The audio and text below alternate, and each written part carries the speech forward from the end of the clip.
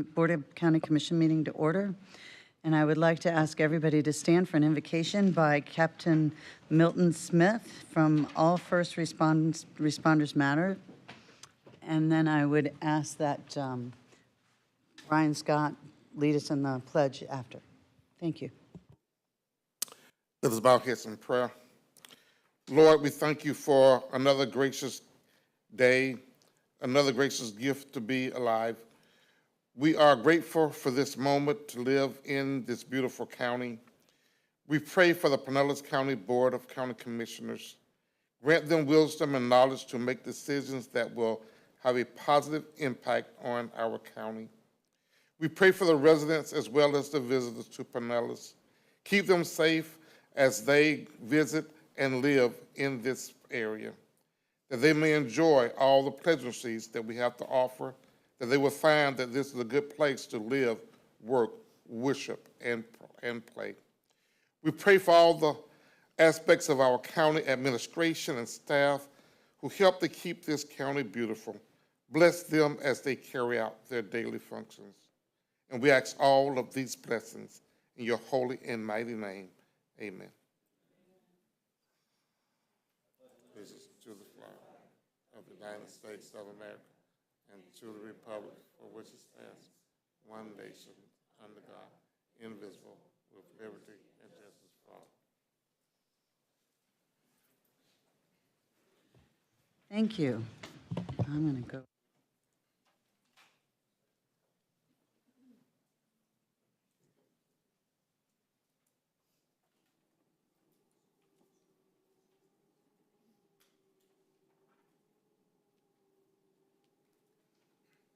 We have several proclamations this morning, and I want to start with the Fair Housing Proclamation. I'd like to ask Renisha Jackson-Taylor, Wage Theft Coordinator from the Office of Human Rights Department, to join me here at the podium. Is she here? Wonderful. She'll be accepting the Fair Housing Month proclamation. Hi, how are you? Good to have you here. So on April 2024 marks the 56th anniversary of the signing of the Title VIII of the 1968 Civil Rights Act as amended, which guarantees fair housing opportunities for all Americans. April 25th marks the 40th anniversary of the adoption of the Pinellas County Fair Housing Ordinance.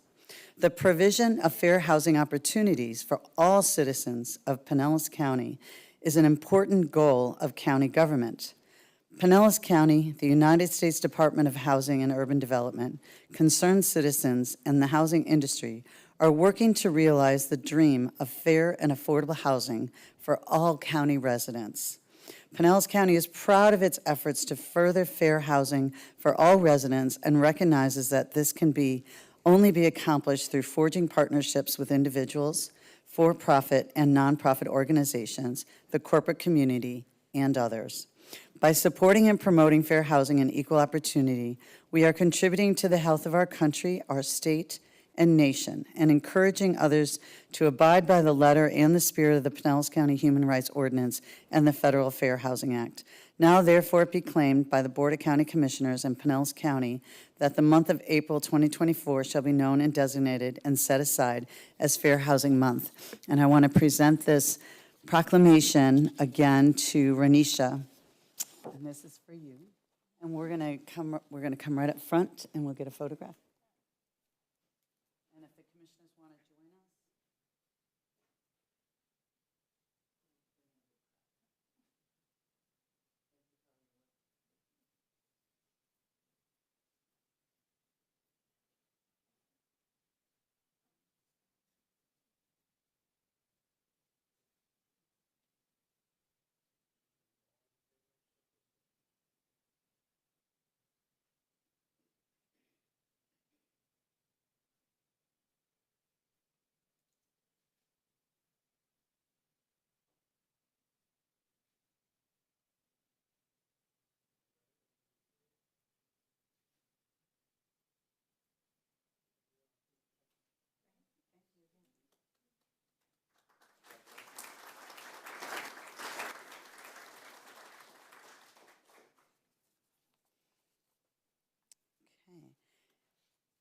It is also Water Conservation Month, so I would like to ask Franklin Robertson, Water Conservation Coordinator, Charles Richards, Program Coordinator, Shane McGann, Water Conservation Compliance Officer, and Amanda Noblock, Wastewater Plant Operator, and Keith Jakacki, Wastewater Plant Operator Trainee, all from the Utilities Department, to join me at the podium, and they'll be accepting the Water Conservation Month proclamation.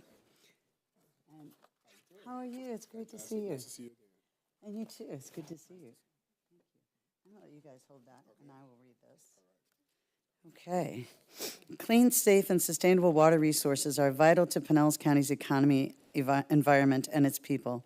The state of Florida, Southwest Florida Water Management District, Tampa Bay Water, and Pinellas County are working together to increase awareness about the importance of water conservation. Pinellas County and the state of Florida have designated April, typically a dry month when water demands are most acute, as Water Conservation Month, to educate citizens about saving precious water resources. We are constantly reminded that Florida's water resources, no matter how diverse, must have improved management strategies. Every business, industry, homeowner, and visitor can make a difference when it comes to conserving our vital water resources. Pinellas County citizens have managed to reduce their personal daily consumption of potable water from 153 gallons in 1990 to 83 gallons in 2023, which is a wonderful accomplishment. Now, therefore, be it proclaimed by the Pinellas County Board of County Commissioners that April 2024 be recognized as Water Conservation Month. Congratulations to all the hard work that you've done, and thank you. Thank you.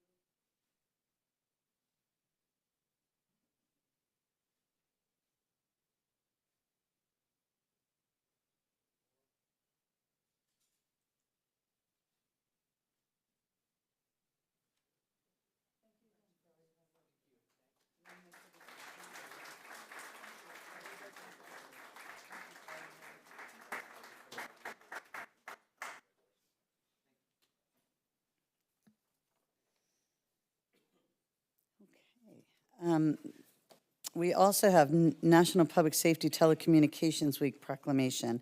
And I'm not sure if Dylan has made it. Has Dylan Bean made it?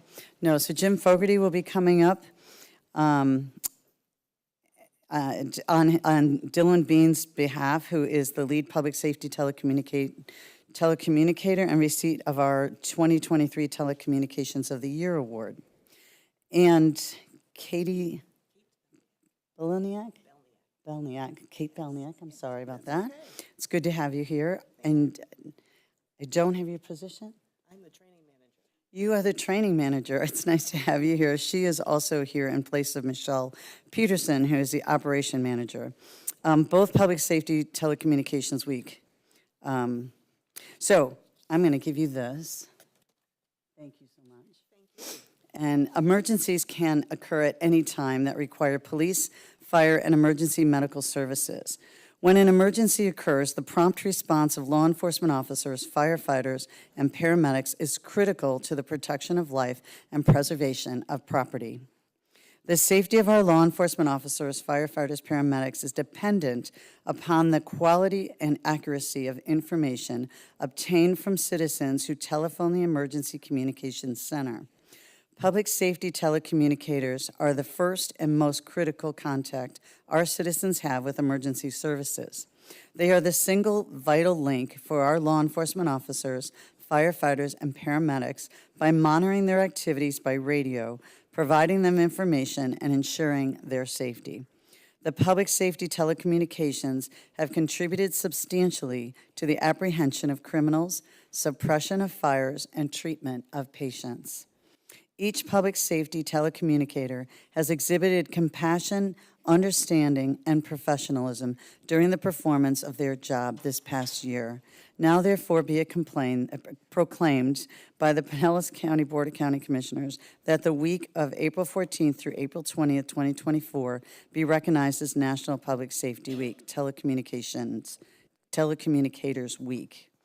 And I want to thank you for your training. That's a tough job, and I know she has been training a lot of people over a short period of time. So thank you for your hard work, and Jim, it's always great to have you here. We're going to come and take some pictures with you.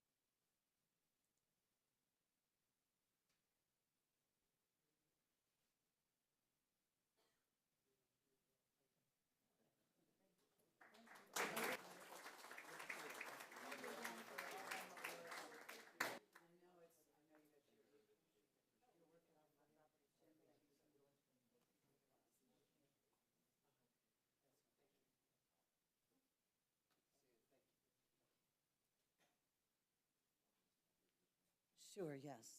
And Dylan couldn't make it because they've been really busy over in the telecommunications center. So, so he was missed, but thank you. Okay, next, I'd like to recognize the Employee Recognition Awards, and there'll be a short video after. It is time to honor two incredible Pinellas County employees with the Employee Appreciation Award. Today's honorees are Adam Pedzik from our Emergency Management Department and Jessica Geib from our Human Services Department. Adam and Jessica are at the heart of the county operations anytime we activate our Emergency Operations Center. This duel merges the mission of the two departments to focus on year-round all hazards preparation on serving our residents. I'd like to invite them up here, thank you, to join us as we watch this short video.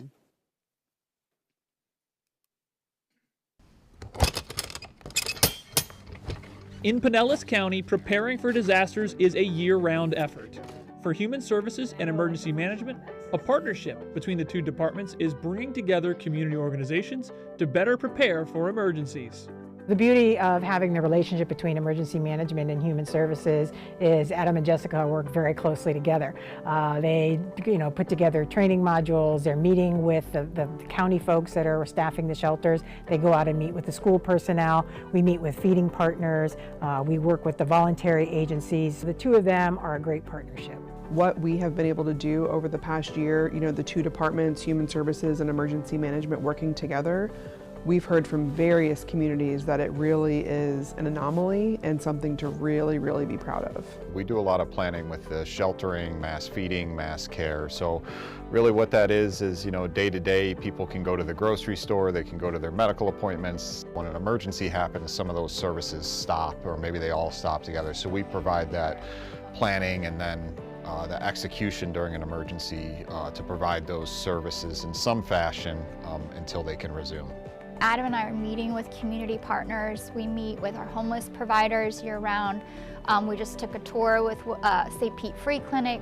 So we're looking at who are those nonprofit community partners, what role do they play in every day, and how can we help them be better prepared for a disaster so that when we do activate, we already know who they are, we already have those contacts, we're already familiar with their services. We spend a lot of time saying who's missing from the table, who has something that they can contribute to the program, and ultimately, how can we keep making this better? As a community partner in times of disaster, we want to be of service, we want to help.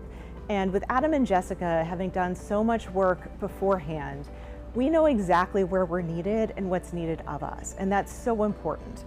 After a storm, we may have resources from all over the state, all over the country who want to offer assistance. They coordinate those services so that our residents can get the help that they need.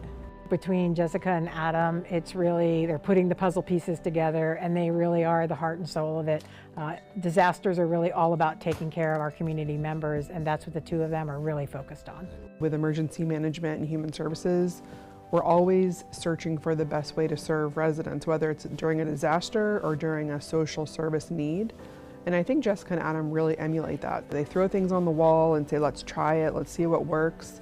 And I think they really try to work with what works best for the residents, but also how does that translate to our county staff, getting them ready to serve residents. Anytime that we're able to kind of open those shelters and have people be safe during an event and then get them home and maybe fed and provide some other services for them is a huge accomplishment. And it's not just us, it's all the partners that we work with, from the school board to the transportation to the thousands of county employees.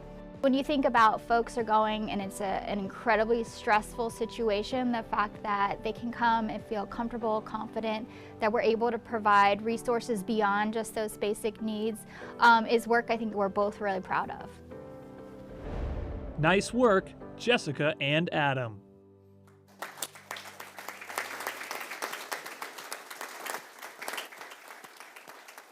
That's outstanding work, and just another example when you collaborate, how you get much better efficiencies and greater success. So thank you, Jessica and Adam, and we have some plaques for you.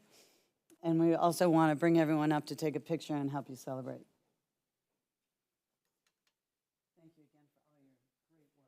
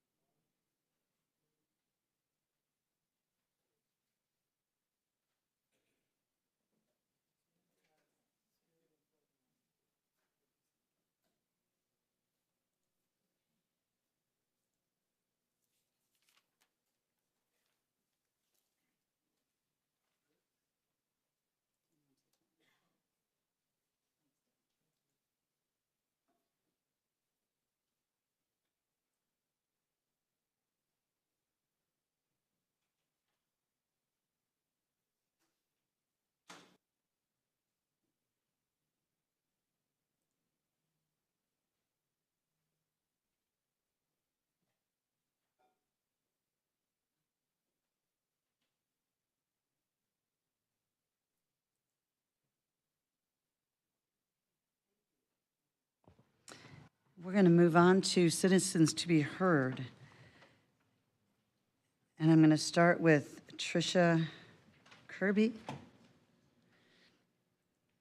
And Tricia, when you come up, please state your name and your address, and you'll have 3 minutes.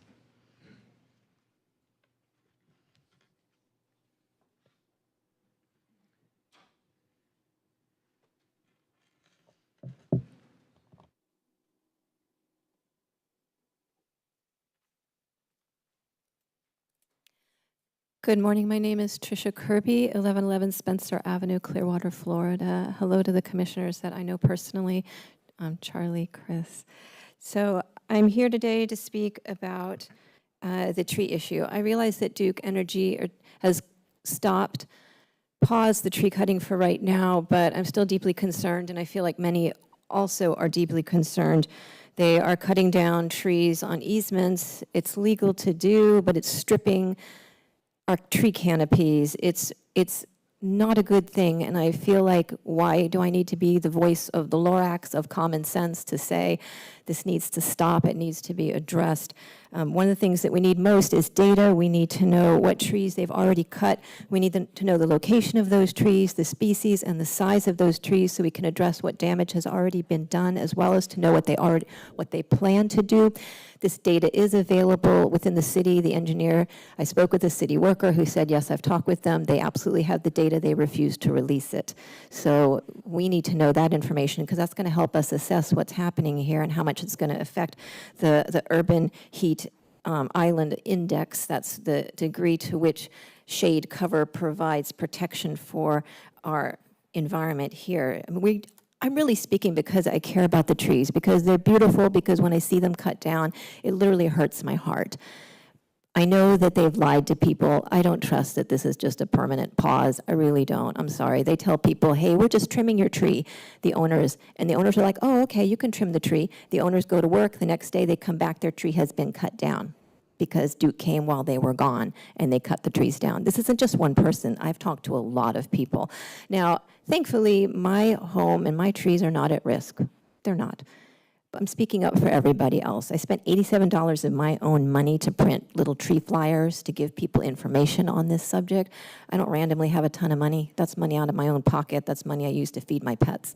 I'm asking you, everything that you have within your power to try to help this, please do so. I'm also going to talk with the city of Charlotte, North Carolina, because my understanding is that they have tree protection rules there, and Duke's not allowed to cut trees above a certain diameter. So that's at least something. Here, they don't care how big the tree is, how old the tree is, how significant the tree is. If it's on an easement 50 feet in either direction of one of those big transmission poles, it's getting cut down, period. We need to address this. It's not a light issue. It's important. If you want to talk about water conservation, trees help conserve water. It's not just about heat. It's not just about habitat. But ultimately, if you love the trees in your neighborhood, you want to protect them. Protect the citizens from these bullies. They are bullies. This company is a bully. Thank you. Next, we have David Ballard Geddes Jr.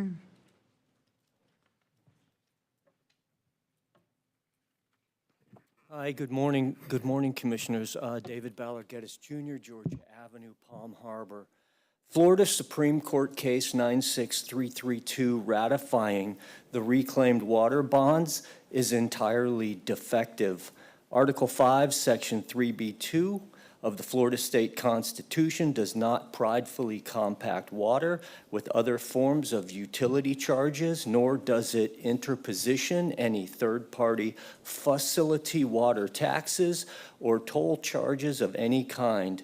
The Special Acts of 1953 delegates that the water charges are to be delivered on a supply and rate wholesale basis. That does not including ad hoc third-party availability fees for the privilege of opportunity to access the privilege of water privileges.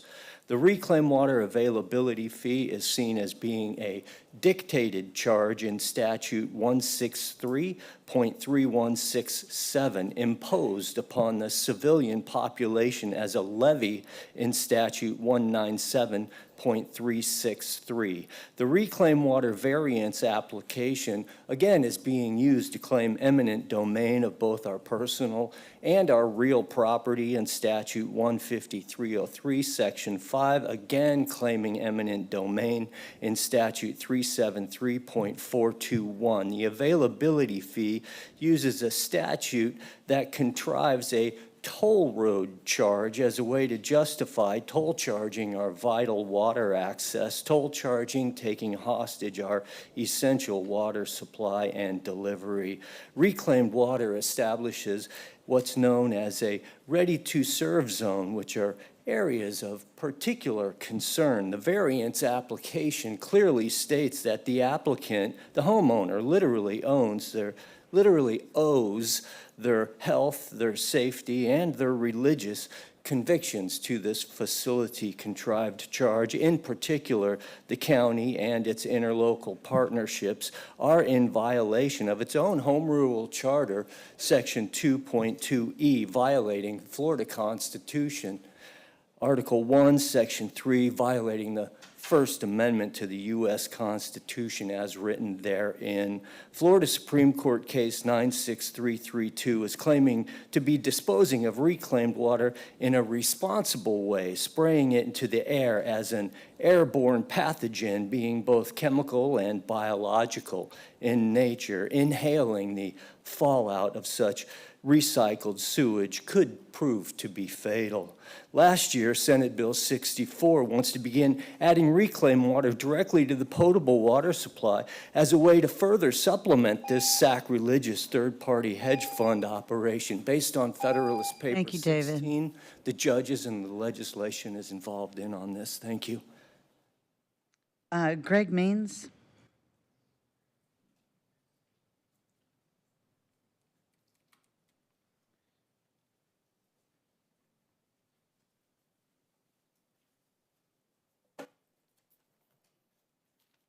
Again, state your name and your address. You have 3 minutes. My name is Greg Means. I'm from Largo, and I want to talk to you about the Kingdom of Man. And the Kingdom of Man is about helping men grow beyond the doubts they have of who they are as men.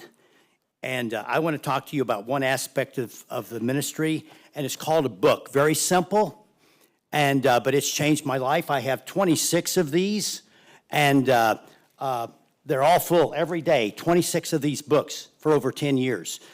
My wife seen such a transformation in my life that she now keeps one and has for years. So the very first part of the Kingdom of Man is the book. And what this book does, I have some, I call them Meansiisms. The first two, one is there's only 2 reasons why a man will do anything. Either gain a benefit or avoid a loss. What the Kingdom of Man does is talk to a part of a man that's never been talked to before. Most men lead lives of quiet desperation and want someone to inspire them to be all they know that they can be. And the last one is don't let the devil remind you of your past because he will rob you of your future. We see that a lot in our government today. So the book, it's a journal. Every day I carry it with me, and on it I write demands or the needs I need to do, what I need to do today. And most important, because I'm getting older, I write the date and the day.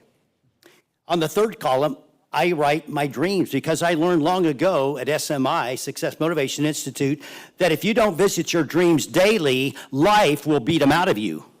So I write my dreams down every day, the same ones over and over and over until I accomplish them, and then I scratch them out.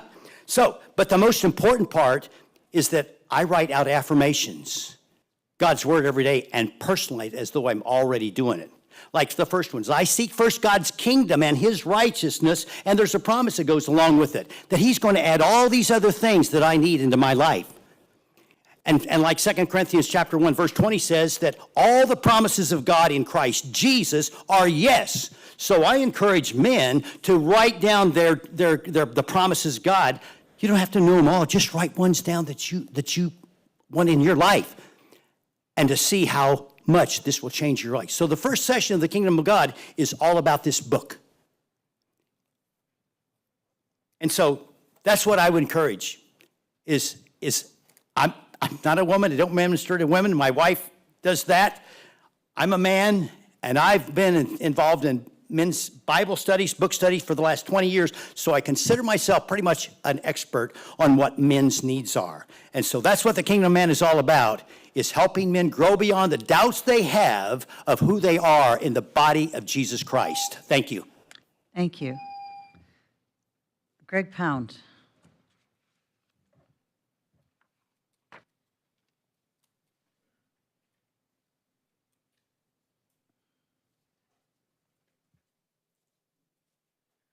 Yes, Greg Pound of Largo. If you need any information on Kingdom of Men, you can read, all you have to do is go to YouTube. No, go to Saving Families 7, number 7 at gmail.com. Savingfamilies7 at gmail.com. I want to bring up the issue of we're under a plague, a curse, and it's destroying our families. And it's in the attack. The only one that's going to fix it is the men in America. God's going to hold the men. That's where it's going to start. You look at Christian Ziegler and what's going on in Tallahassee with the sexual scandal with the Republican leaders up there. And I've been talking to you about this for the longest time, for years, matter of fact. And when we see Pinellas County okays market for gay tourists, and we took $40,000 of our tax dollars to draw these people into Pinellas County. Then we have our DCF, through their parenting classes, putting children in classes where it says, this is what they want you to teach your children at 6 years old. Sexual identity includes sexual orientation, lesbian, gay, straights, bisexuals. Then in the class of 5, there's a ton of bullet points here that you just couldn't make up. You wondered, are you going to teach children this at 5 and 6 years old? And if the men in America don't stand up, we're going to pay for it. We're paying for it. You know, and we've got 10,000 people a day coming over our borders illegally. And the only reason I see it happen is because the people running our government are illegal. They're running our government illegally. We got a major problem with fraud and corruption and people loving power instead of loving what's right. We're supposed to be, we're supposed to be loving our country, loving our families, and loving what this country was built on. And so what we have here, we have this one here. It's, at 5 years old, it says touching their sexual organs for pleasure is normal. We call that masturbation. The Bible says, the Bible killed a man in the Bible for spilling his seed on the ground. So he doesn't have to kill everyone. He did that to show what he thinks about this kind of perversion. And if our nation doesn't go back to sexual purity and abstinence until marriage, we don't have what do we have? I mean, our families are wiped out. It's like I was down at the beach this past week. We go out there and pass Bibles out. We passed out 1,400 Bibles this past week. A girl's walking down the street. Her pants are unzipped. Her pants are totally unbuttoned, unzipped.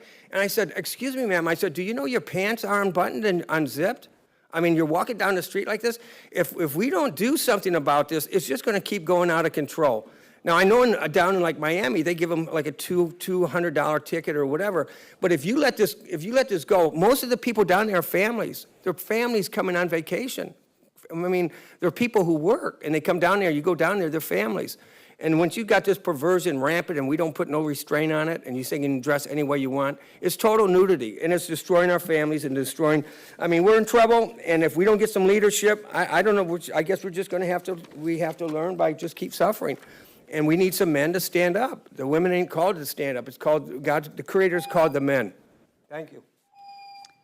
Thank you. Pastor Mac Johnson.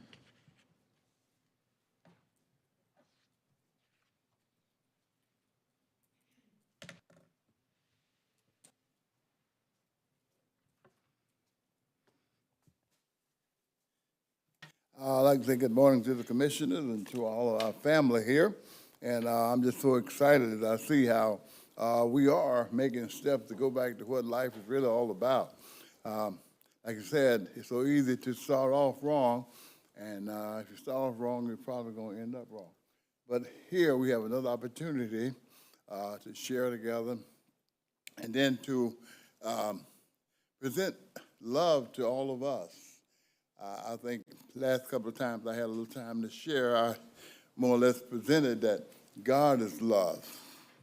And so the way we learn how to do each other is by accepting God, God's way. His way is Jesus Christ. We receive Christ. God receives us. He implants his love in us.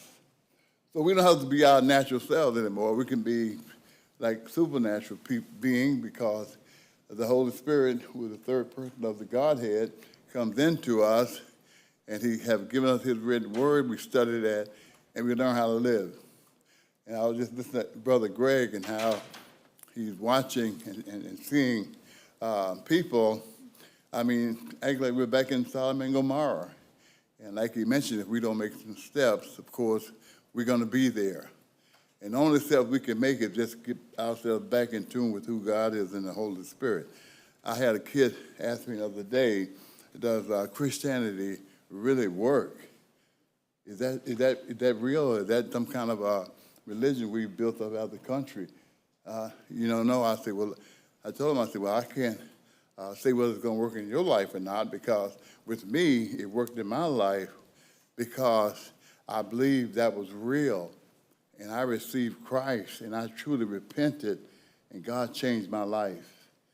I was one of the worst guys in the community, and now I brag on God. I'm one of the best guys in the community. Matter of fact, one of the best guys around now, because the Holy Spirit has taken me over, and he lived his life through me. And so that's the point. Today, does Christianity work? Well, if you've received Christ, and you've been born again, you know he does work. The Bible is true, it's real. If you don't believe it, you study it, and the Bible proves itself to you. It did to me. So, does God really work? He does work. He changed lives. He gave us a life for God. God made us for himself, not for ourselves. And Satan says, go ahead and build your life up. Make your life all you want it to be. Leave God out, and therefore you're leaving all of life out. The question, does God really work? He worked in my life. He changed me. I'm a new man in Christ, and I know that's real, and I know that's real for you. Thank you very much, and God bless you. Thank you. We're going to move on to public hearings with the Countywide Planning Authority. We'll move on to number 6. Thank you, Madam Chair. Agenda item number 6 is case number CW 2405. This is a request by the City of Tarpon Springs to amend the countywide plan map from retail and services to public, semi-public, regarding .88 of an acre, more or less, located at 1201 Gulf Road. The public hearing was properly advertised, and an affidavit of publication has been received for filing. No correspondence has been received. I did have one person pre-register via Zoom to speak on this item. However, I don't see them in the Zoom application. The matter is properly before the board to be heard. Okay. Will of the commissioners? Do you want a presentation? Move approval. Okay, we have a motion. And a second. Do you want to check one more time if Patricia McNeese is available again, just to be sure? Yeah, she's not there. I'm sorry, Madam Chair. She's not there? Okay. So we have a motion and a second. We'll close the public hearing, and if the clerk will bring up the voting card, members can vote.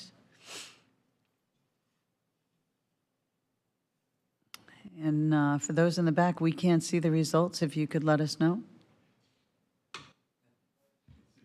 It's unanimous. Okay, so that passes unanimously, 6-0. Thank you.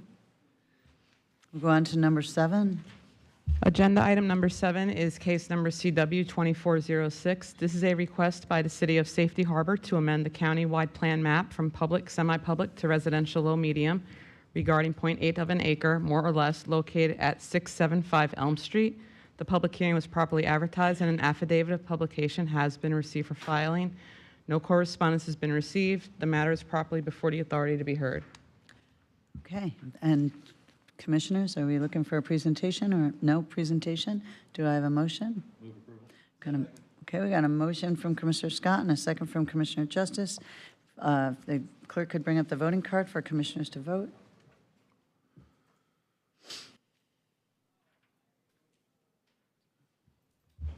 Madam Chair, it's also unanimous.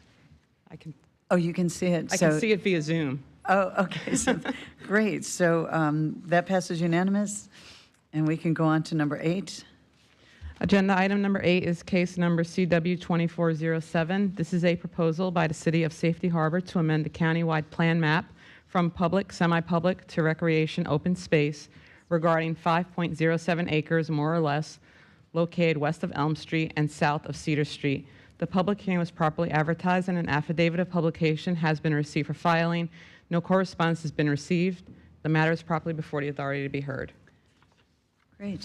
Move So approval. we've got a motion from Commissioner Eggers, second from Commissioner Latvala. There is no public comment. If we want to have the clerk bring up the voting card for members to vote.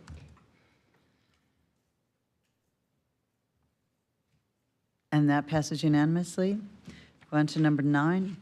Agenda item number 9 is case number CW 2408. This is a proposal by the City of St. Petersburg to amend the countywide plan map from residential medium to multi-model corridor regarding 1.35 acres, more or less, located at the southeast corner of Hartford Street North and 32nd Avenue North. The public hearing was properly advertised and an affidavit of publication has been received for filing. No correspondence has been received and the matter is properly before the authority to be heard. Okay, wonderful. We do have someone who wants to speak for, Don Mastery.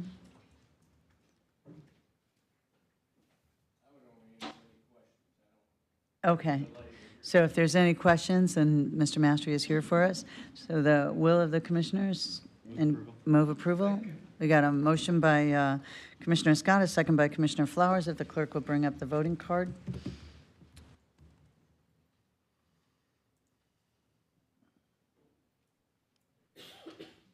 And that passes unanimous. Thanks for coming, Mr. Mastery. Number 10. Agenda item number 10 is case number CW 2409. This is a proposal by the City of St. Petersburg to amend the county-wide plan map from public, semi-public to residential medium regarding 5.24 acres, more or less, located at 7045 Burlington Avenue North. The public hearing was properly advertised, and an affidavit of publication has been received for filing. No correspondence has been received, and the matter is properly before the authority to be heard. Okay. Commissioners? We looking for a presentation? No? Move approval. We got a motion from Commissioner Eggers. Second from Commissioner Justice. If the clerk will pull up the voting cards and members can vote. And that passes unanimously. Thank you very much. We're going to move on then to the consent agenda. It's items number 11 through 18. Does anyone wish to pull any items? Yes, Madam Chair, I'd like to pull 17 and 18. 17 and 18. Commissioner Justice, you're the same. So we'll pull 17 and 18. Can I have a motion for 11 through 16? Got a motion from Commissioner Flowers, a second from Commissioner Justice. If we could, all in favor? Aye. Aye. Any opposed? Okay, so number 16 and 17. Number 16 we'll start with. 17, 18. Or 17, 18, I apologize. 17. I have just two quick questions. So between 17 and 18, the estimate is about $2.5 million more than what our internal estimates were. So my question is, are there any other projects that are going to be delayed or come off of our to-do list because of that? Just for the record, it's an award to bid to the Gibbs and Register, Inc. for the Raymond H. Neary Community Park American Rescue Plan Act. So I just wanted to let people know what we're referencing on number 17. So go ahead, Barry. So, Chris, the makeup for the funding difference between, so you can see it was 7.8% over the engineer's estimate. That's for the construction piece. Those projects do contain a contingency. So depending upon the outcome of the contingency, or whether or not there would be other funding necessary to complete the project. But I'll let Chris answer that. Good morning, Commissioners. Chris Rose, Office of Management and Budget. We had seen this coming, so we had budgeted appropriately, so no projects will come off. That's great. And then are these not to exceed numbers? For both 17 Yeah, and these 18? are bids. Yes. So these are bids. So they're hard dollars, not to exceed. Any other questions? Commissioner Justice. Thank you, Madam Chair. On number, it's not a question, just a statement on number 17. I didn't want to let it pass without just being on consent agenda. I wanted to thank Barry for all your work getting us to this point on this project. Paul Kazi, Kelly Levy, Tom Almonte, our entire budget and procurement staff. You know, I ran into a county administrator, probably 3 or 4 county administrators ago, Barry, and we were talking about how things were going on the commission. He goes, you know, it's good you're getting back after the pandemic. You're getting back to what the county does. Local governments, we buy stuff and we build stuff. And we do that every day, and you see it millions of dollars in our consent agenda and our procurements. But this one is a little special. This one took a lot of time and a lot of people, and it's not just some piece of a road somewhere that's really important to those folks. But I grew up in Pinellas County, and family memories for us were War Veterans Park near Bay Pines, family picnics, birthday parties, all those things growing up there. And what we're doing here today for the folks in Lellman, for the thousands of family that are there now, and the hundreds of families that are moving in there with the Habitat projects and others, is that we are giving them a place truly to gather, to recreate, to create those family memories that are really, really special. And so I just didn't want us to pass that without taking a moment. It's a really big deal, and I appreciate everyone that made this happen. And with that, Madam Chair, I would move approval. We got a motion now. Is this for, we do 17? So we got a motion from Commissioner Justice and a second from Commissioner Flowers. All in favor? Any opposed? That's okay. It went away. So that passed unanimously, and then we'll go to number 18 separately. We've got a motion from Commissioner Scott, a second from Commissioner Latvala. All in favor? Any opposed? Okay, that passes unanimously well. We are going to move on to the regular agenda, and we'll go on to number, oh, I'm sorry, Commissioner Flowers? Madam Chair, if we could add to the agenda just to ratify the vote that was taken at the newly revised, for the newly revised Board of Directors for Career Source. I did make the nomination for Commissioner Chris Latvala to serve on that continuing board, but I did say to staff, and they did include it in the bylaws for that newly formed board, that those recommendations would come before the committee that we have now, but it had to be ratified both by Hillsborough County's representative and Pinellas County, so I just like that added so we could take Okay, the we're going to formal take vote. that up on a new business at the end. Okay. And I've got it in there, but thanks for the reminder, just to, Oh, because I you didn't know you had it communicated there. that really, I didn't know about the ratification, but you did communicate that very well, so thank Okay. you. Thank you. And, So they can do their press release, because they're holding that press release for us. okay, Thank so you, we're going to Madam. do that at the end. Thank you, Madam. Okay, thanks. We're going to move on to number 19. Barry? Item 19 is purchasing authorization. This is for heavy and light-duty vehicles. There's been a big backlog for some time, so these are going to be purchased off of 3 different cooperative contracts, and the items are listed within your packet. Okay. Commissioners have any questions or comments?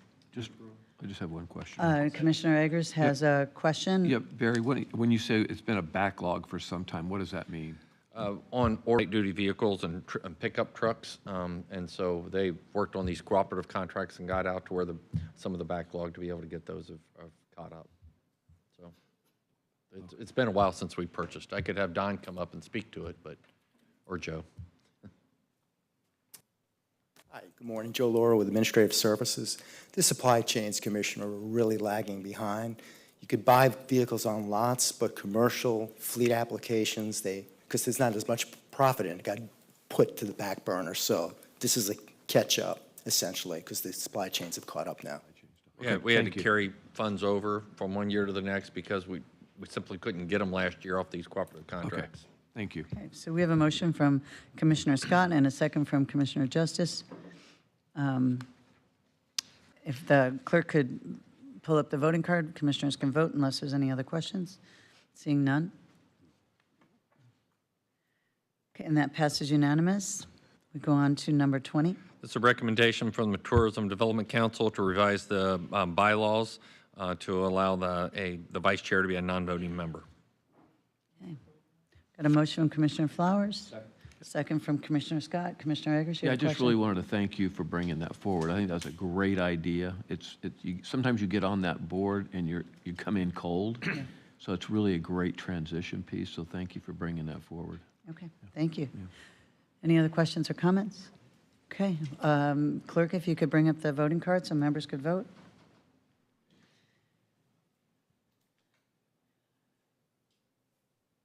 And we are missing, who are we missing? Oh, and that passes 5-1. And we'll go on to number 21. Item number 21 are revisions to the Elite Events Funding Program guidelines for the Tourism Development Council.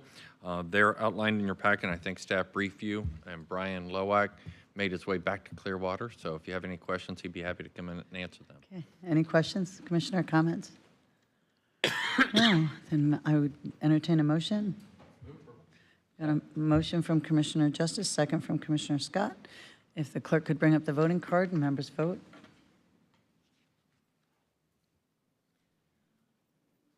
Okay, and that passes unanimous. We'll go on to 22. This is an MSTU from Seminole Junior Warhawks Athletic Association for $980. That's for some irrigation systems improvements and some water fountains that are inoperable. Got a motion from Commissioner Justice? Second from Commissioner Scott. Any other questions or discussion? Ask the clerk to bring up the voting card.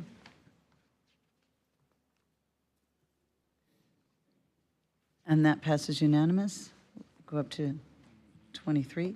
This is a resolution approving the State Housing Initiative Partnership Local Housing Assistance Program for fiscal years 24-25 and 25-26 and 25-27 with the Florida Housing Finance. It allocates the first-year funding amount that's included within the budget. Okay, any questions or comments? Entertain a motion? Got a motion from Commissioner Justice. Is that a second from Commissioner Eggers? If the clerk could bring up the voting card and members vote. That passes unanimously. Number 24.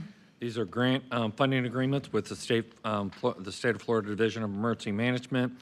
This is public assistance grants for Hurricane Idalia, and the amounts are listed within your packet. Any questions or discussion? No, I'd entertain a motion. Okay, we got a motion from Commissioner Scott, a second from Commissioner Justice. The clerk could bring up the voting card and members vote.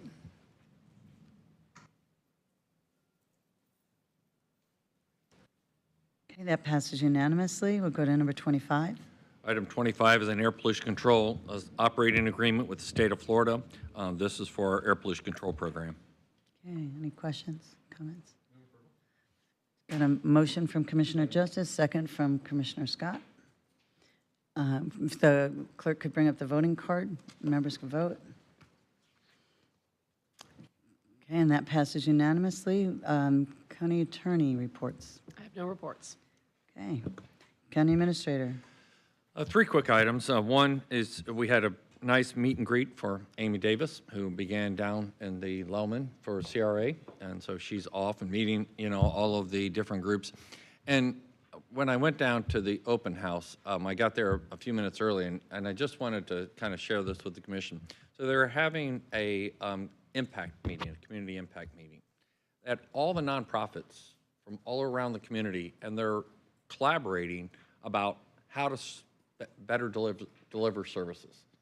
It was just really neat to watch, and so I was just a fly on the wall listening, but they're saying, well, I can do this with my program, and I can do this with that, and if we collaborate, then we can. It was just really good to see, and I just wanted to share some of the good work that's occurring down in that CRA to try to improve, the lives of the people in Lowman, and so I just thought I'd share that when I was mentioning this. And really, that's to the St. Petersburg group that's running the center. They're the ones that are leading that effort. So big shout out to Joe and them, for their work. The other is the Citizens University. Pinellas Citizens University begins this week.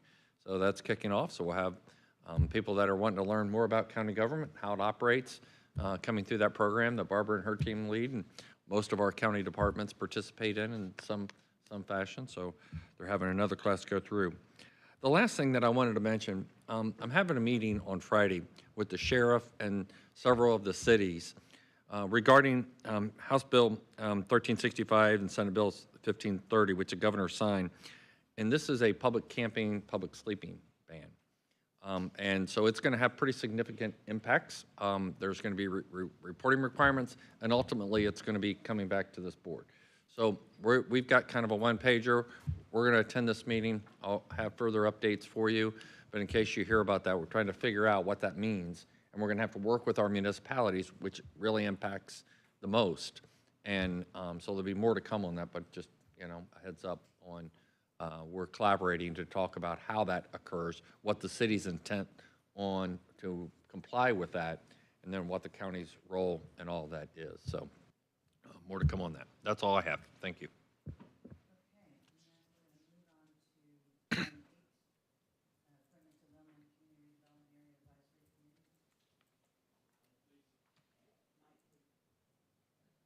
Thank you.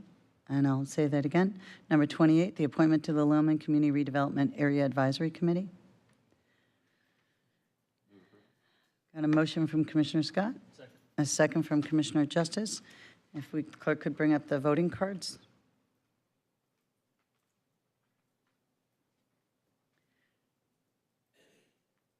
And that passes unanimously. And number 29, under new business, we want to bring up, as Commissioner Flowers mentioned,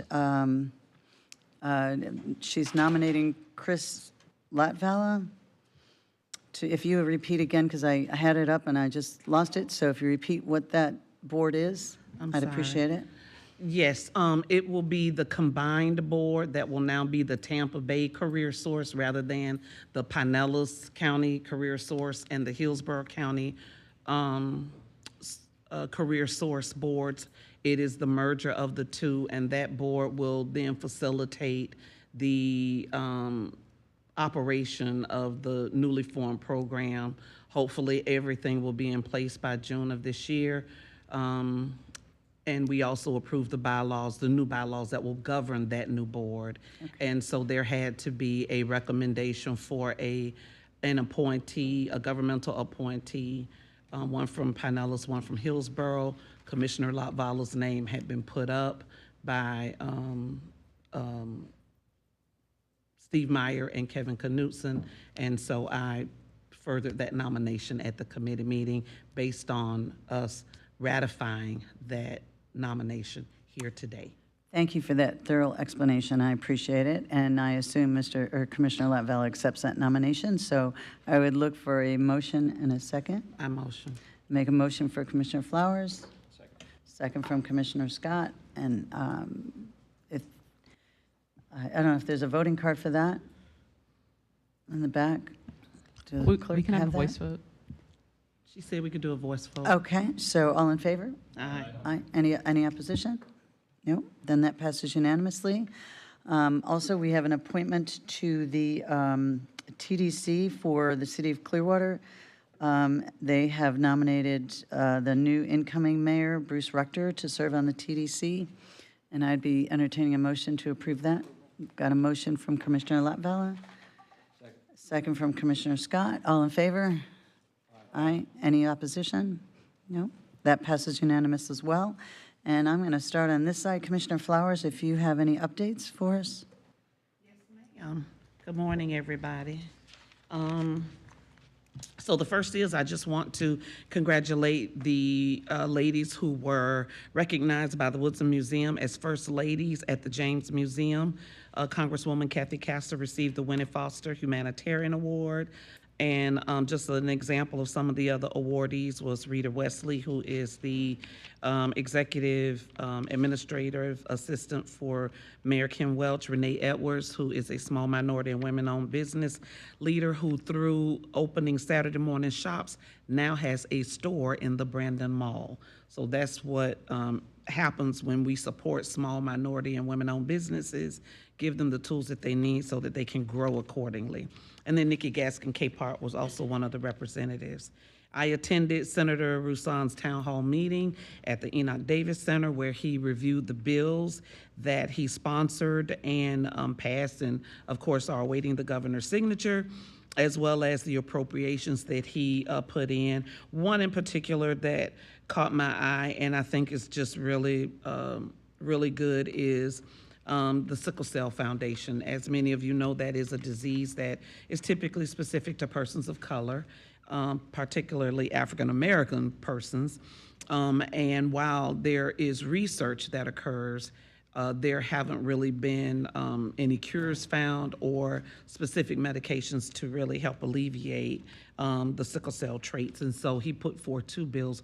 One was for an actual building that they can operate out of because they've operated for over 30 years, if not longer, here locally without a facility to operate out of. And the other was to help with research. The Tampa Bay Regional Planning Council was invited to meet one-on-one with Congresswoman Kathy Castor and a representative from the EMA regarding climate concerns and the things that the TBRPC is doing in partnership with other local governments. And one of those major things is submitting and completing the NOAA application. So we are hopeful that we will receive that funding. We also, the Tampa Bay Regional Planning Council also completed its annual audit. Thank you to CRI, Ms. Julie Davis with RG and Company, and Elise Leach, who is the auditor for RG and Company. We had no findings. So now as the Secretary Treasurer, I am certainly happy of that.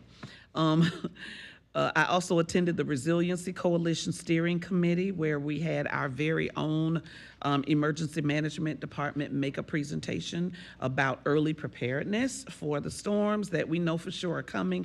We just don't know when. And so thank you again so much. We had a presentation today with staff, but thank you so much to that department for doing an absolutely phenomenal job, in my opinion. And also C.J. Reynolds was there from the Florida Housing Coalition, and she talked a lot about funding opportunities that are available both by the state and the federal government that local governments can take advantage of to help harden some of their properties, and also to work with communities as well as individual homeowners. I also sat in on the Agency on Bay Management, which is a whole separate group. Barbara Sheen Todd co-chairs that with Mayor Woody Brown from the city of Largo. And the main thing there was they just requested a change in their organizational statement so that it would now, instead of being Agency on Bay, to add coastal. So it's the Agency on Bay and Coastal Management, so that it takes into account anything that goes on along the coast.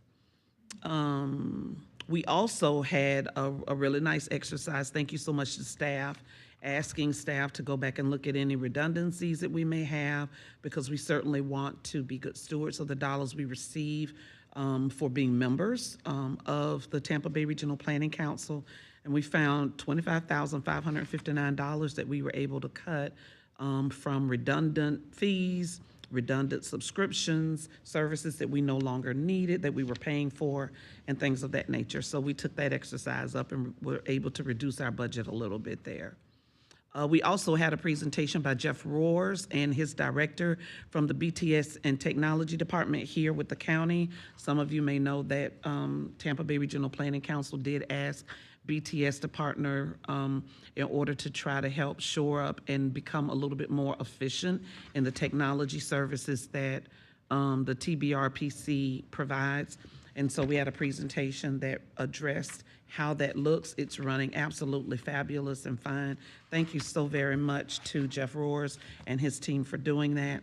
Last but not least, everything has been completely closed out, webpage down for the TBARTA program, all funds. You all received your money? The county, you received your money? Okay, so anyway, everybody should have received their money because we couldn't close out the bank accounts until all of that was done. And so everything has been completed and closed out. I just want to personally thank staff, only a two-person staff, which was the chief financial officer and the executive director. I want to thank them for staying on board and working 100% as though they were running a full-fledged organization. Sometimes when things are being closed out or closed down, people are looking for jobs, rightfully so, and they leave. And so you're scrambling to kind of close things down, but they stayed until the very, very end. And I want to personally acknowledge that, because I thought they did a phenomenal job in making sure that all reports were provided to Tallahassee, all documents have been sent to Tallahassee, so that they can have those for their permanent record, and all funds have been dispersed back to the cities and counties that were due those funds. And that is all I have. Nice lengthy report, but that's all I have. Great report. Commissioner Justice. Thank you, Madam Chair. Attended my first meeting of the Health and Human Services Leadership Board. I had not attended that or been on that board. And Chair Hein led a really great presentation and conversation about social media impact on youth and the changing technologies and the changing legislation. It was really a fascinating morning. But really the best part of the morning was there was a student, Aubrey from Palm Harbor and Josiah from Bogasega, and they did presentations, and they were two of the best presentations I'd ever heard at any meeting. Forget patting them on the head like, sometimes elected bodies do when children come before or young people come before. They did incredible, and it gave you a lot of confidence for that tomorrow is going to be okay with these folks. But anyway, great presentation. Over the weekend, tons of events, Habitat for Humanity's annual gala, the Children's Home Society annual dinner, the Oldsmar Parade Saturday morning, the Highland Games Saturday afternoon. I put a lot of miles on my car this weekend, but it was a great time seeing all the different incredible festivals and local activities of our community. I sent you an email this morning. My office is going to serve as a collection point for Feeding Tampa Bay's cereal for summer. We're going to be collecting in my office all through next week. Wednesday, May 1st will be our last collection day in the office, and then I'm asking if people want to bring cereal or other donations like that to our workshop on Thursday, May 2nd. We'll collect it in the morning before the workshop, and then they're having a big collection day in St. Pete the next day, so we'll drive it down to that. So if you can donate, we would be grateful. And then lastly, just want to express our condolences to the families and friends of school board member and city council member and Northeast legend Bill Dudley. Thank you, Madam Chair. Thank you. Commissioner Scott. Thank you, Madam Chair. Well, since our last meeting, I attended the Tampa Bay Beaches legislative wrap-up that was pretty well attended. Went to the Habitat dedication, the CEO build in Lellman, which was dedicated to school board member or school board employee Tangela Butler, who put in over 500 hours of sweat equity into her new home. Attended the swearing-in of newly elected Clearwater City Council members Mike Menino, Ryan Cotton, and Clearwater Mayor Bruce Rector. So congratulations to all of them. I took a tour of the Palladium Theater in downtown St. Pete. They're looking to do some renovations and some expansion projects, so got to see what they have in their future plans. Had lunch with Tarpon Springs Mayor Costa. I'm not even going to try to pronounce his last name, but that was good to get an understanding of what they've got going on up in North County. I also attended the meet and greet of Amy Davis at the Lellman Exchange, along with Commissioner Justice and Barry. Friday night, I was kidnapped, along with Dunedin Mayor Julie Bujalski, by a rogue gang of Celtic misfits wearing kilts at the Dunedin Highland Games parade. So fortunately, they released us unharmed, but that was a lot of fun. Also had lunch with newly elected Pinellas Park City Council member Ricky Butler, get understanding what they've got going on in Pinellas Park, and also met with St. Pete City Council member Richie Floyd. And then last night had the opportunity to attend Brian Onk Sr.'s retirement event, probably his third or fourth retirement event, along with Commissioner Latvala, Peters, and Eggers, where Commissioner Latvala read a proclamation for the retired mayor again. And that concludes my report. Commissioner Eggers.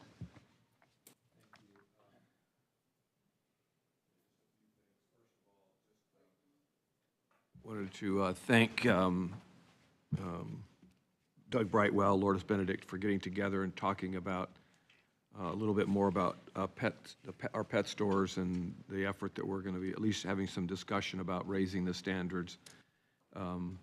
So again, to touch on 4 things that we're looking at, obviously breeder certification, Purdue certification is on the table. There's 20,000 such breeders in this country, and like 100 have that certification.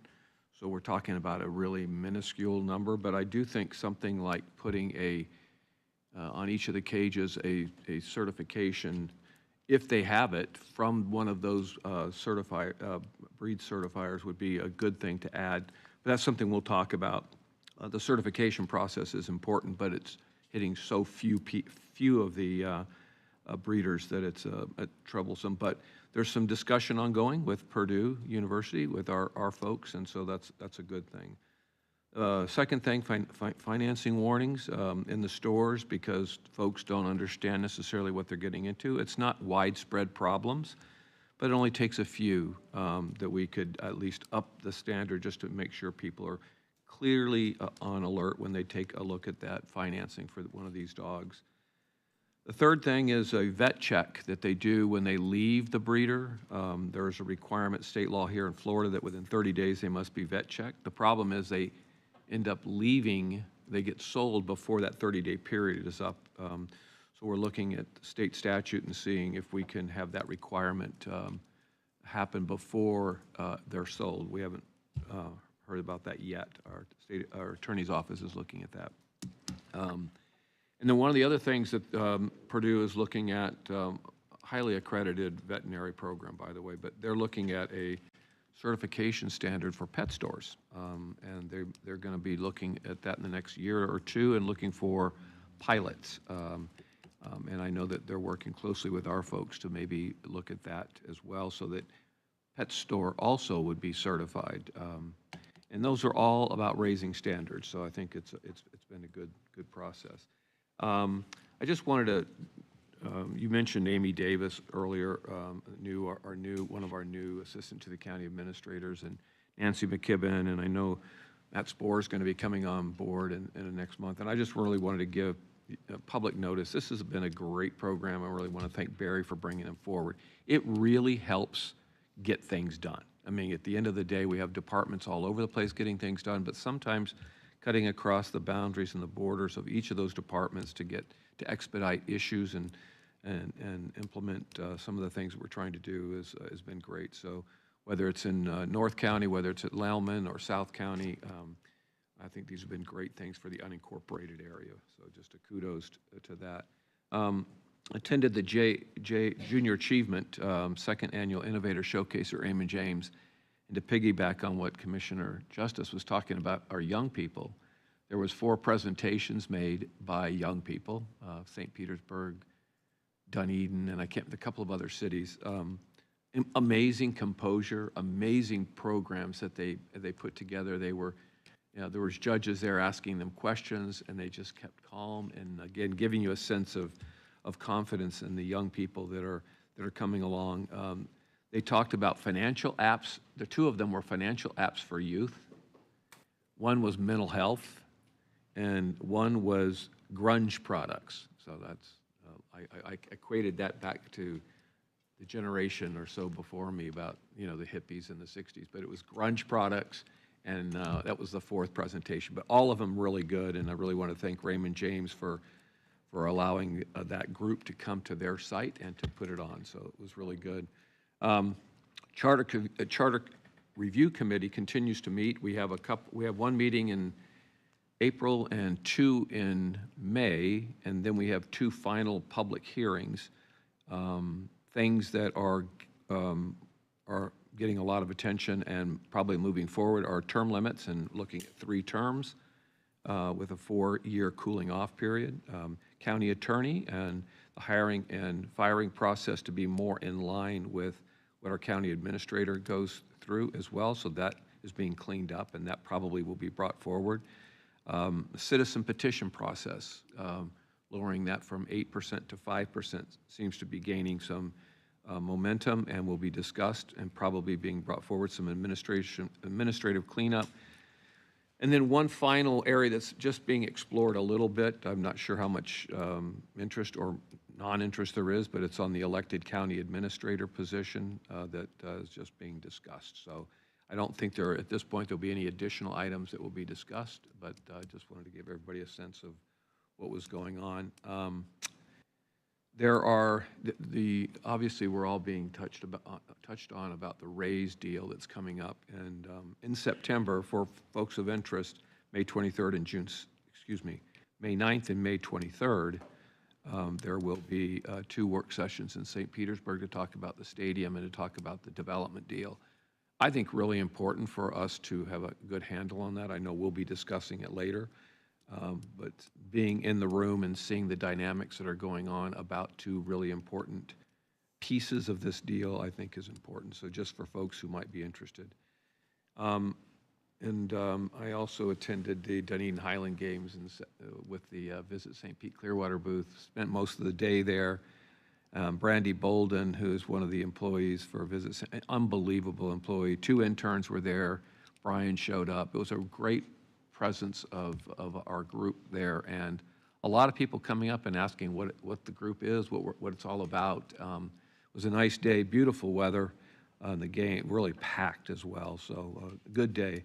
And then I also attended the Clearwater City Council. It was really nice to see the 3 new folks being inducted. And Madam Chair, that's all I have. Thank you. Okay, thank you. And Commissioner Latvala. Thank you very much, Madam Chair. I attended the Workforce Consortium meeting last week with Commissioner Flowers, and I appreciate her nominating me to serve on Tampa Bay Career Source. I also attended Mayor Onk's seniors retirement party last night with a few of y'all, where we presented him with a proclamation. I attended Mayor Rector's swearing in last week, along with the new council members, and keeping it Clearwater themed. Week before last was Clearwater Neighborhood Day, where I visited a couple of the neighborhoods and took part in the parties that they had, which was a lot of fun. I participated in the Health and Human Services Leadership Board with Commissioner Justice.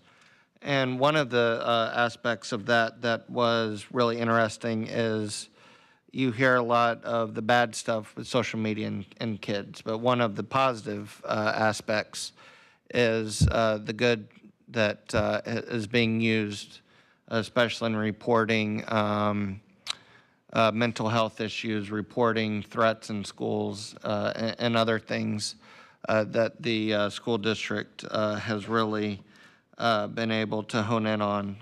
And it's as a result of some of the Marjorie Stoneman Douglas school safety legislation and other things from Tallahassee. But it was good to see some of the positive aspects of social media, as well as, of course, the negative effects with kids. I also want to share my condolences with Coach Dudley's family and his friends in St. Petersburg. He was a member of the National Wrestling Hall of Fame and a fixture in St. Petersburg, as well as Pinellas County. And lastly, I wanted to give a special shout out to Kelly Levy. For the last couple months, I've dealt with some constituent concerns at a place called Shipwatch, which is a very neat neighborhood and community in Largo/Indian Rocks. And they've been dealing with some couple of issues, and I tried to help them. And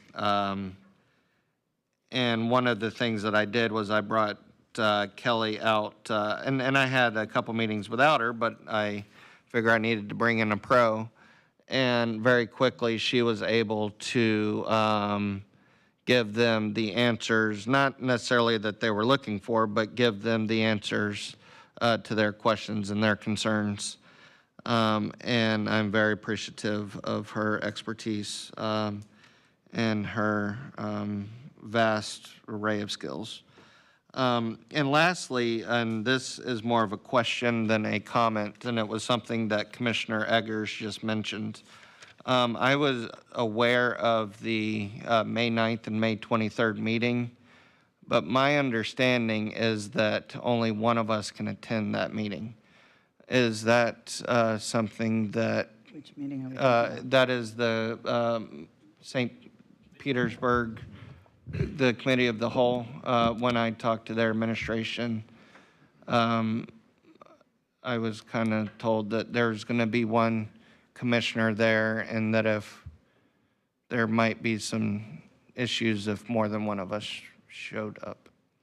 The only limitation on you all meeting outside of the sunshine is if you discuss amongst yourselves, so any two of you, an issue that you're going to vote on. So anything that could become before you for a vote related to, I'm assuming you're talking about some of the Rays and the Hines development, you're more than welcome to attend the meeting. You just can't talk amongst yourselves. You could talk with St. Pete City Council people, assuming that you're not on some other board with one of those council people. For instance, if you were on Board Pinellas and it had to do with some traffic issues, You couldn't speak about those issues with the St. Pete City Council people.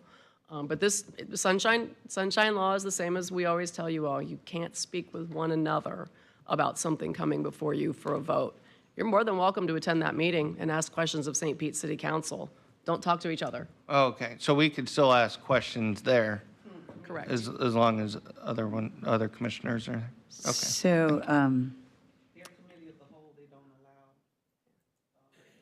Mike, For committee of the whole with the city of St. Pete. That's what I've heard They don't is that allow it's- conversation from, it's just amongst them, like how we have our workshops. They don't allow conversation. Now, if a council member says, we have so-and-so here, would you like to hear from them, and their colleagues agree, then you can speak. But other than that, they don't allow outside conversation.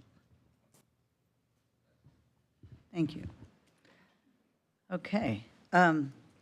So, I'm going to repeat some of the things I said on Saturday, or on Thursday, I'm sorry. The Mayor's Council will be appointing the next nomination for the TDC on May 1st. They meet. So look forward in May to be voting to fill that final position. Also that I wanted to mention again, because I'm really proud of the staff, that we're putting Rip Current signs up in every county parking lot and in every beach access location. For those watching, we've had a couple drownings, and we just don't want to have any more of those on our beaches. And so I think educating people on what a rip current looks like and how to survive being in a rip current is really critically important. So I just want to publicly thank the staff again for their diligence on making sure we have public safety for anyone that wants to go to our beaches. So I also attended the Global Tampa Bay's quarterly meeting. And that is where the economic development departments from several county are looking at regional economic development, and they highlighted their new website. If you haven't been to it, I encourage you to take a look at it. It's really nice. They've upgraded it, and it, kind of has us brought it up to date for the future of economic development. Also, I went to Jabal on one of Dr. Johnson's visits. To see how they were doing. As we voted to give them some tax breaks on what they were doing. What I can tell you, it's amazing. They are now bringing manufacturing for the electronic components for solar panels. They're taking it away from Vietnam and Thailand, and they're bringing it to Pinellas Park. So they will be hiring 750 employees to work at that manufacturing site on all level positions, so it's not just entry-level manufacturing. So since the unemployment rate is so low, they're going to be looking for people who are underemployed and really working hard to find enough people to fill those 750 positions. They also have 100 job openings on their aerospace positions, so 850 jobs they're going to need to fill before the fall. So anyone looking, that you know of anyone that might be looking for some positions, there will be training available. And they'll be bringing people in from Vietnam and Thailand to, I think it's Taiwan, to do the training on how to do that manufacturing. So it's very interesting, and they've got a challenge to meet those demands, but hopefully we'll be able to find the resources for them to fill those job positions. Pardon me? Can you share that information, what you're saying? Sure, I'll get more technical so I make sure I have it right, but yes, I will. And they are, of course, working with St. Pete College and other areas to do training, and Cynthia's going to work with them as well to see if there's some quick training that we can get with some of the state resources to get people up to speed quickly. Also, I went to the Treasure Island ribbon cutting. They finally opened up their new city hall. And it was great to see Amy Davis there, so I got to see her there versus going to the Lellman event. They've worked really hard on getting that building and had lots of roadblocks thrown their way, so it was nice to see them taking an old building and reconverting it. Also, we are going to be recessing our meeting, and I just want to give a background for those that are watching. We are expecting administrator from FEMA, the administrator, Deanne Criswell, to be joining us. And Jill, is it still scheduled around 1:30? So we expect her to come at 1:30, and so we want to come back at 1:30 to receive an award from her. And this is a really big deal. And if you don't mind, if those aren't watching at 1 o'clock, I wanted to read a couple highlights, if that's okay. So this is about the community rating system. And the National Flood Insurance Program community rating system was implemented in 1990 as a volunteer program for recognizing and encouraging community floodplain management activities exceeding the minimum National Flood Insurance Program standards. Any community in full compliance with this minimum activities exceeding those minimum standards, I'm sorry, I lost my place, they can then join the CRS, the Community Rating System. And this is a really big deal. We've been able to take our rating from a Class 7 to a Class 2. And so what does that mean? So the only local governments we are the only local government in Florida to achieve a CRS Class 2 rating. The top 1% of the nation of the 1,753 communities enrolled in the CRS program.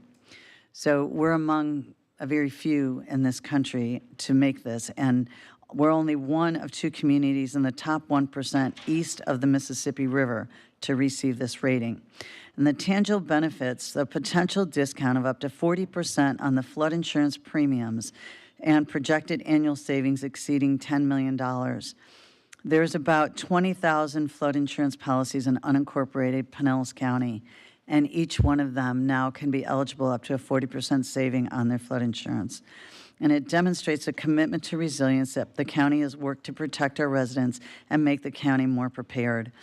So this is a really big deal that our staff has accomplished something that can get us a rating of this number, and to be able to save our residents significant savings on their flood insurance and truly ensure that the infrastructure and everything we've done in the county can be sustained and beneficial through perpetuity. So kudos to the staff.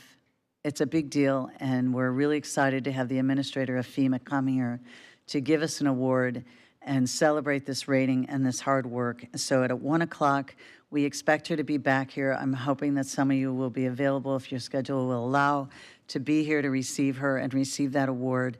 And I do believe that part will be televised. Am I correct? The award will be televised. And so, yes, so it will be televised, her coming to present the award to us and our staff. And so we'll recess until 1 o'clock or 1:30 as we receive the administrator and receive that award. So if there's no other business, I've moved to recess, and we'll see you at 1:30 if you're going to stay. Thank you.